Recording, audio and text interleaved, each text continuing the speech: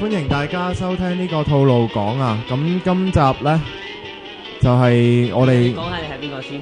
哦，我係阿 Jo 啊，我係你哋嘅主持人啊。我係德寶。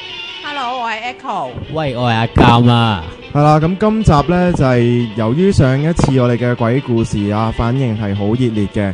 咁今次呢，我哋就會再講多一次有關呢個鬼故事或者一啲靈異事件嘅。咁就歡迎大家啊！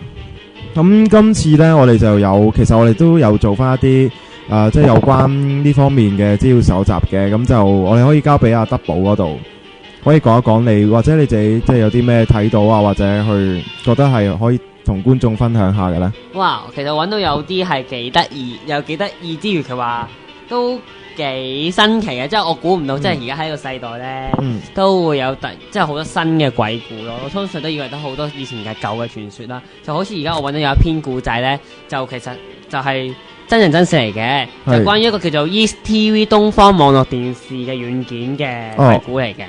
咁呢，話說你哋知唔知 EastTV 網絡電視係咩嚟㗎？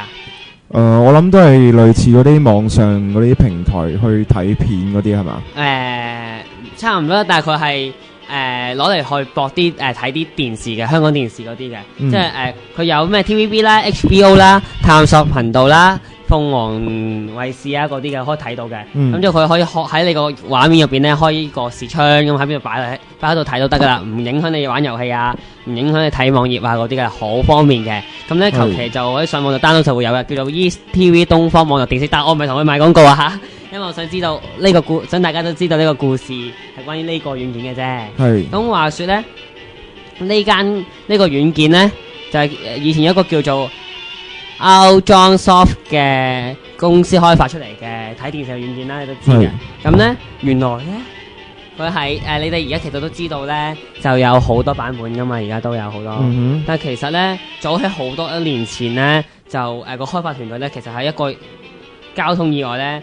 就已經死晒啦！啲人就即係你自己設計呢一個 program 嘅嗰啲設計員都已經唔喺度啦。係啦，全部13個人就全部已經喺呢個喺楚天都市日報道咧都有講嘅，就係2003年1月3日嗰度咧就死晒啦。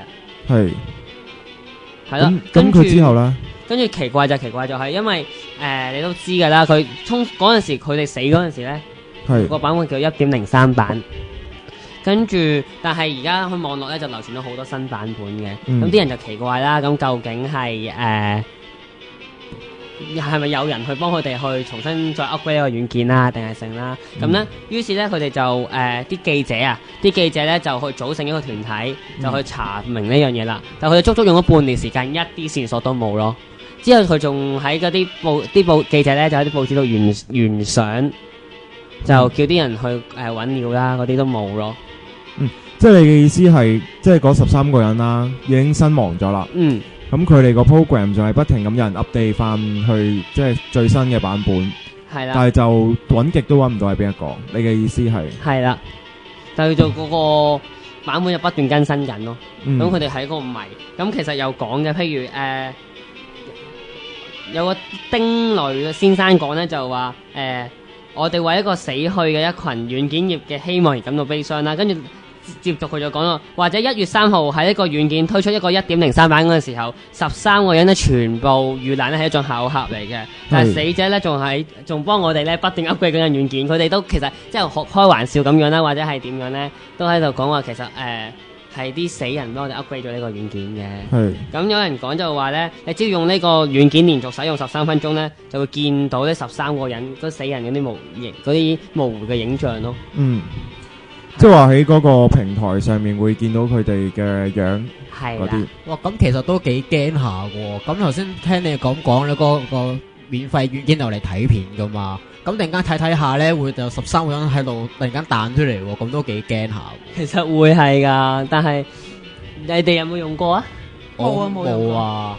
冇啊，但係即係其實13呢個數字，其實都喺外國方面都嚟講，都係一個唔係幾好嘅數字嚟嘅，一向都係，即係好似666咁樣，係代表咗啲譬如咩惡魔啊、咩魔鬼嗰啲嘢噶嘛，13通常都係。係啊。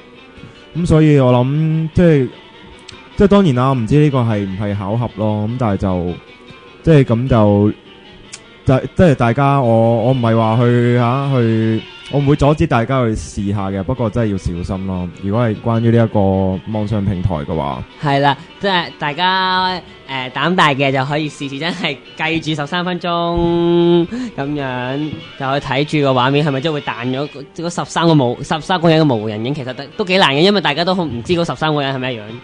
咁其實可能都係啲傳說或者係猜測，但係呢個係比較新啲咯。我覺得就係近排呢啲故事入邊，鬼故入邊。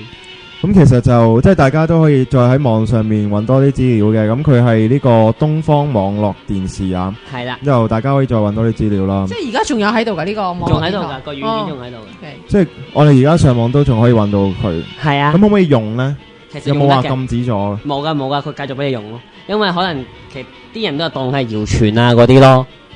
OK，咁即係話其實而家仲可以有人去試下，會唔會真係見到嗰13個人㗎喎？係啊。咁我歡迎大家去試下，即係話翻俾我哋聽嘅。咁除咗呢一樣之外呢，仲有冇話揾到其他地方啲，即係有啲咩，譬如流傳咗啲咩鬼故啊，或者一啲怪事嘅呢？有噶，其實咧大家都知香港地以前都俾日軍侵華嗰段時間咧，因為好多亂葬崗啊咁樣噶嘛。係。咁其實嗰段時間就已經開始好多流傳好多恐怖嘅故事噶啦。你知唔知其實香港有好多地名咧？即係而家個名咧同以前個名係好唔同噶。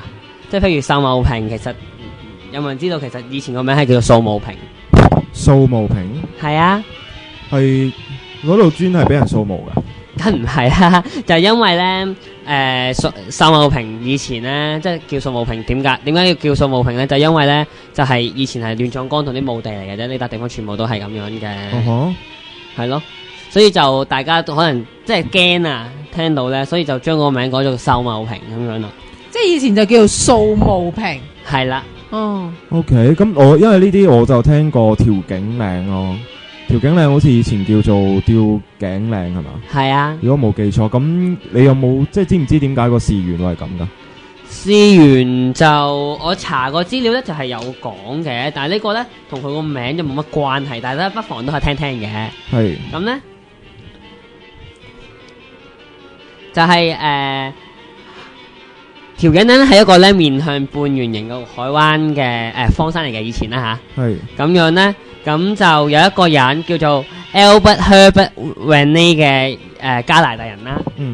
咁咧就喺呢個地方度咧就開咗間咧磨坊嚟整麵粉嘅。